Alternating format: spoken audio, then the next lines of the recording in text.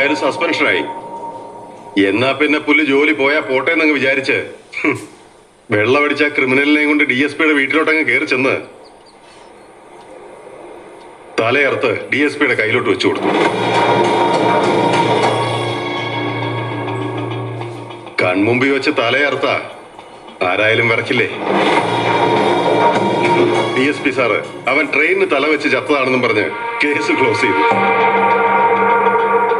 ആ ഷോക്കിലല്ലേ DSP സാറിന് paralysis attack വന്നത്.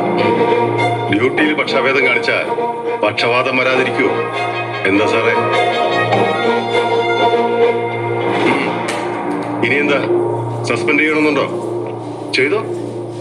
ഇവിടുന്ന് പുറത്തേക്ക് പോകുമ്പോ ആ തല ഞാനങ്ങ് കൊണ്ടുപോകും. SP സസ്പെൻഷൻ ഒന്നും വേണ്ട, എന്റെ ബെയിലിന്റെ കാര്യം നോക്ക്. ബെയില് വേണമല്ലേ നിനക്ക്? ബെയില് പോലീസുകാരുടെ ദേഹത്ത് കൈവെക്കാൻ നീ ധൈര്യം കാണിച്ചില്ലേ? ജയിലിലെ ഉണക്കച്ചപ്പാത്തി തിന്നുമ്പോ നിന്റെ ധൈര്യമൊക്കെ അതോടെ അങ്ങ് തീരും. എടോ SP സാറേ, ഞാൻ റെക്കമെൻഡേഷനിൽ കയറിയതല്ല, മെറിറ്റിൽ കയറിയതാ. You didn't make me, so you can't break me. അയാൾ മാസാമാസം നിങ്ങൾക്ക് ചെലവിന് നിന്ന് കൂടെ നടത്തുന്ന ആളായിരിക്കാം. അതിനുള്ള നന്ദിയൊക്കെ എന്റെ സ്റ്റേഷന് പുറത്തു മതി. എന്നാ സമയം കളയാതെ സാറ് വിട്ടാട്ടെ. പറഞ്ഞത് കേട്ടില്ലേ? പോകാൻ. വണ്ടി വിട്ടോ.